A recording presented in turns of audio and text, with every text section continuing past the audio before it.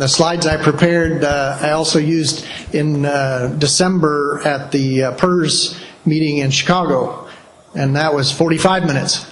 So I'm going to fly. I've added some more data to it too that deals with these herds up till current. So I've got a central Iowa client that went through very severe PRRS 174 a year ago, and some of my recommendations are lessons learned through that chaos. And then some of the data that you'll see is bringing that up to current and where we're going.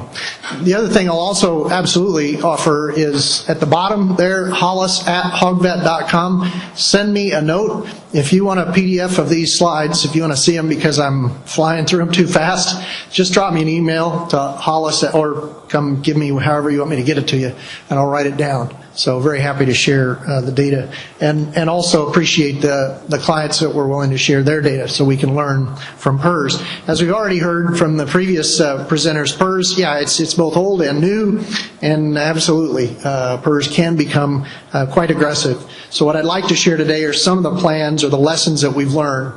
A big thank you to the Swine Health Monitoring Project. And some of what Dr. Linares talked about, and some of you may be part of the systems up here, that CVS and the little triangle in the middle is our group. So, John, your PRRS break at Moines Valley is part of the data that we're sending to this group. And what all these folks are trying to do is send data together so we can look at PRRS from a really big picture and not just a narrow focus, and basically monitor both new breaks and then responses to actions. How we use that data, there's 26 different systems pouring data in there. There's about 1.9 million sows, so that Swine Health Monitoring Project administered at the U of M has got about a third of the sows in the industry. Our Carthage system, now that's the herd that I was referring to with John Francis and that group, that Carthage system that's located in western Illinois, there's about 20 sow farms there that are, the number one goal is elimination, get it out of the area. So we're using that monitoring project to learn about area spread. My Iowa client that says we're living in PRRS, it's not 1.9 years, it might be 1.9 months that our PRRS risk is going to come back around.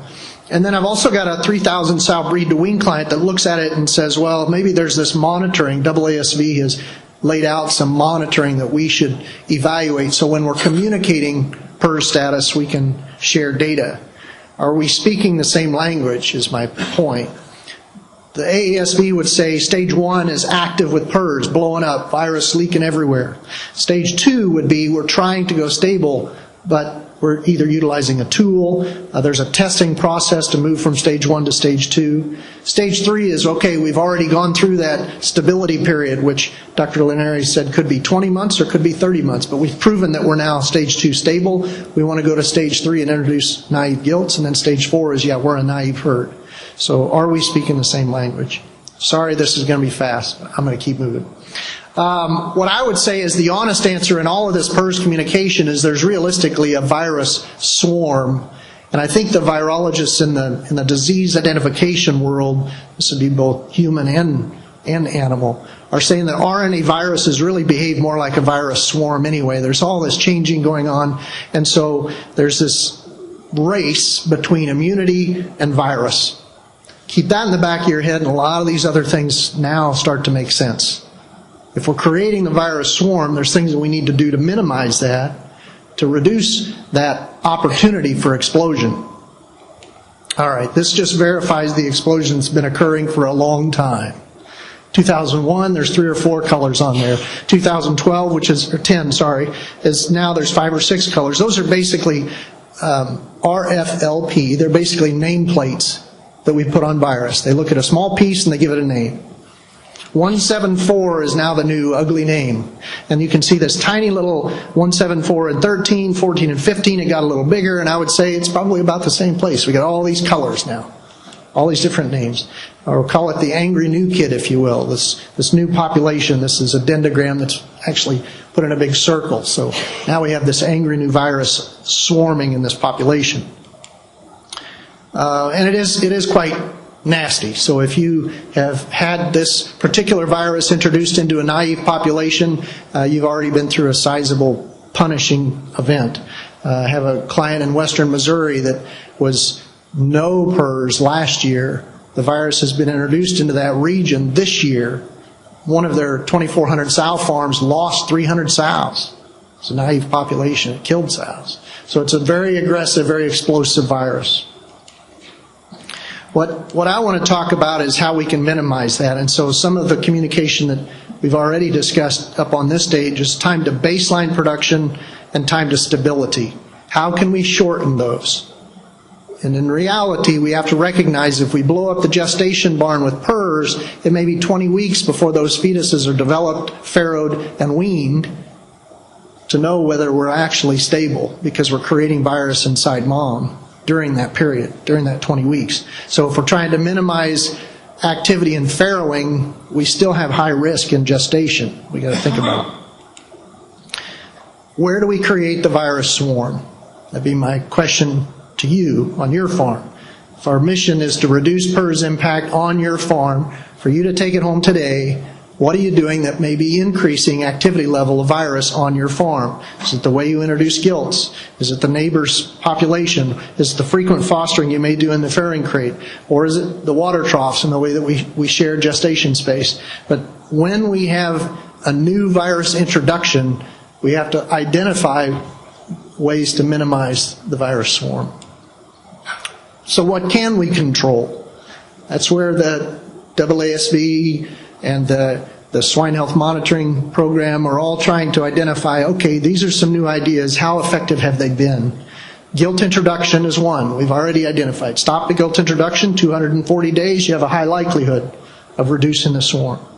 I would challenge you that we haven't focused as much attention on piglet movement. And in my client in central Iowa with the 30,000 sows, the data I want to show you was when they blew up with 174, after about the second or third herd, we said, there's some things we're doing in farrowing we have to stop. And we saw dramatic change in the activity level of virus and death loss in pigs. And then the monitoring, because we can control all those if we're in the middle of a PRRS break.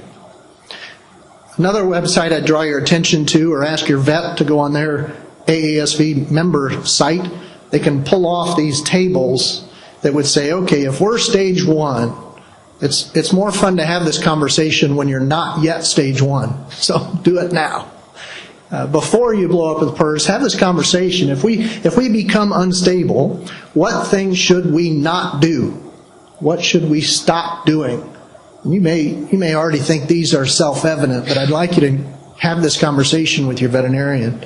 And Dr. Lowe and others through ASV put this together, and there's several pages on this table that go from stage 1 herds, or I'll just show you the next slide. Stage 1 herds versus stage 2. Stage 2, we've gone through that 20-week period, and now we're testing to see if we're actually stable, consistently producing negative pigs. We're still not going to introduce gilts until we know we've met that level of stability.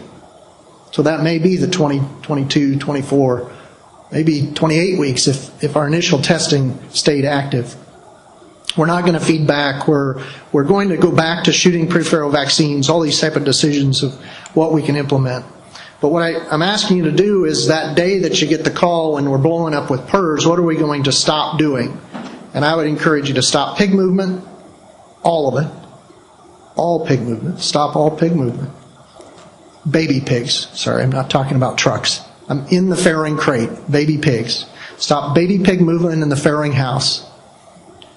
Cull aggressively, because you're going to need space. Identify and make sure you're culling the appropriate animals, but make a certain amount of space. Prepare for that load of all those gilts so you can close down and work at cleaning up farrowing. But all those you can do day 1. What can I control?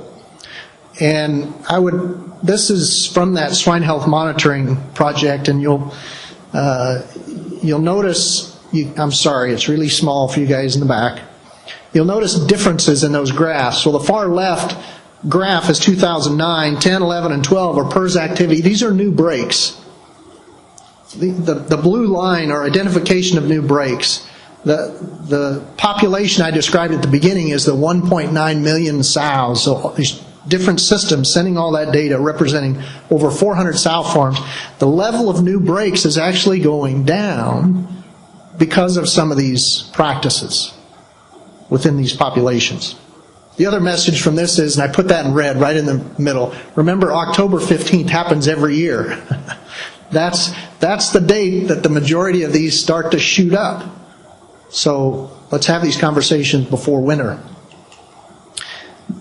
The backdrop behind that is now also in pink. We had a much higher number of those 400 farms using serum therapy, live virus inoculation, whatever you want to call it, basically pulling the virus out and feeding it back into the population. And while we still do that on occasion in specific topics for specific purposes, it was creating a great deal of explosion and swarm. So we were not minimizing the swarm the same time we were introducing that live virus exposure, and that's in the pink. The orange, which is on the right, thank you. The orange, wow, now you can see it. You just see my handshake though. Yeah, I need a little more caffeine and sugar, don't I? I'll hold this. The orange here are vaccinations. So these would be new breaks in herds that are giving vaccine. MLV vaccine.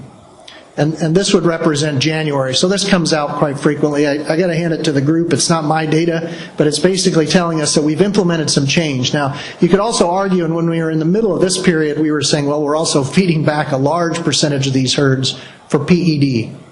So maybe that created some stability in itself.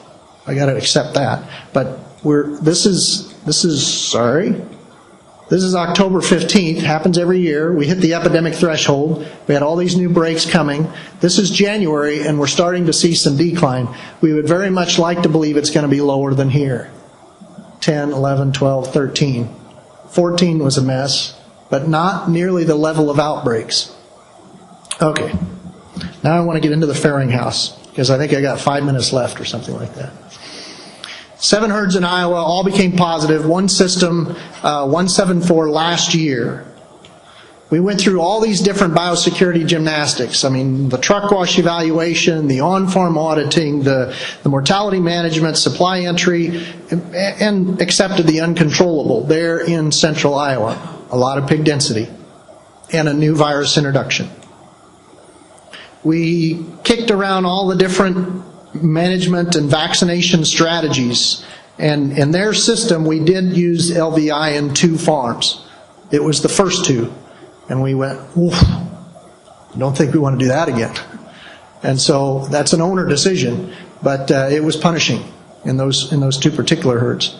I'll also talk briefly about these management practices we established in it too, with this no movement in the farrowing crate, and then some what we were calling wean down. Moving pigs out of the farrowing house ahead of it and when it exploded. And then as we started to recover, getting all the sick pigs on the big end out as the healthy pigs were coming up. All right. I'm sorry. Let me back up for just a second. Here's some decisions that we also made. Mass vaccination was the focus on winter. They don't change needles. They just mass vaccinate with basically a focus on winter, which for them was September, November, January, and March. Mass vaccination, MLV vaccination. Piglets, they also decided when we had quality piglets coming, but we knew there was activity that was going to happen post-weaning, to mass vaccinate a 10-day-old pig. That was a short window of time, but it was in an effort to try and get some immunity established in a pig. We've already talked about LVI and oral versus injection, gilts versus sows, but really what I want you to think about is what we do that creates the swarm and where we can minimize that level of activity. And these would all be things that we learned during PED, that we came back to with PRRS and said, where are we moving virus around that we need to stop virus movement in the farrowing house? Baby pigs, needle changes by litter, boot changes. If we're moving pigs out into the hallway that are active with PRRS, we're not walking through the hallway and walking back into the next farrowing room. I mentioned wean down earlier, and by that I'm saying there's really 2 opportunities to clean up the farrowing house in a PRRS break. The first one is when you got good pigs on the farm that you need to get off the farm before they get infected. And then the second one is you may go through 8-10 weeks of rough pigs through the farrowing house, but once you start testing those baby pigs in the farrowing crate that are negative at birth and PCR, negative, virus negative at birth, and starting to grow, and then we create all this activity mid and late lactation, you may have another opportunity to clean up the farrowing house. You've got to be prepared and wean to market if you're going to wean them younger pigs. And you have to be euthanizing these poor quality pigs all along. My rule for them was, let's get 90% of the litters to 10 days, 90% of the litters have 10 pigs plus at 10 days of age. And then we'll work on where we can make this natural gap with nothing being weaned down less than 14 days. Here's where we did it. No, we did not do it at the first farm. This is 30 months of sow production. This was PED. This was in 2013. 2014 rather, January 2014. And then this was 2015 with the PRRS explosion, and then this is where we are. So one herd, massive losses, both PED and PRRS. Second herd looked about the same. We made some muted impact here, but basically bounced through PRRS activity, including this year. Third herd, we finally made some impact. The bad news was that herd went through PED twice. But in 15, we basically were able to make some change and save a few more pigs. Each one of these herds are obviously different. PRRS is different in each one of their scenarios, but these are all their particular farms. This herd, we identified it, muted it. It's a small farm, and we didn't see dramatic impact on pigs. Same virus, every one of these situations. Same virus. And so now all 7 farms, the 7th farm is a bigger farm, where the 2000, this is the fall, so this would be actually December of 2015, just last month. Their PRRS break this year was the same virus, bounced back through, and fairly muted compared to the losses here. So let me then summarize all this in total pigs. Of those herds, we were looking at about, these red are quarterly production, about 120,000 pigs. And when we went through PED, they lost 40,000 pigs. When we went through 174, they lost 20,000 pigs. Everybody's nervous, but it would appear we're stable through here. So back and more acceptable production by stopping the activity in the farrowing house. This would be the last 12 months if we look at farrowing rate and recovery. If we look at some of the things that tell us or give us signals of what's going on in the farrowing house, stillborn rate has improved dramatically, as well as pre-weaning mortality. We saw some blips here in the fall that actually got our pre-weaning mortality to the manageable level these last couple of months. That'd be November and December, pre-weaning mortalities and stillborn rates. What really counts? More pigs. They're producing more pigs. More healthy pigs. You can argue that and we are all arguing at what's going to get us the best return weaned through market. This is a farrow to finish system. We want healthy pigs going into wean to market, but that starts with quality pigs. What do? They've got naive gilts coming in as feeder pigs, give them 2 doses of MLV. They change those management behaviors, site sanitation. These are 2 big changes. Continue to invest, focus on MLV in the winter. We realize that there's a wean to market impact to this, but we start with the farrowing house. Clean it up in the farrowing house. I've got a few thoughts for the future. I'm sorry, I'm taking too long, but I'm trying to get out of here for you guys. The vaccine in the baby pig, I think, is an opportunity for us to continue to investigate. So that's this 10-day-old pig that's got immunity from mom, is not yet commingled. That's the 3 weeks that Dr. Stricker was talking about. But we're in it. We've got PRRS and we've got to save pigs. And so can we do that to a 10-day-old pig with greater success? I think there's a window for that. I think a more defined gilt action plan is also warranted. So if we're looking ahead of the next PRRS break for a client, let's talk about what all the opportunities can be if our ideal success is a naive gilt that's then immunized and stable before she gets pregnant. So how do we create that? Maybe we haven't jumped out of the box to figure that one out. For you, again, plan ahead, consider the vaccine or your strategy for immunization, make change to the way you manage it in the farrowing house, and think about the reduction of swarm.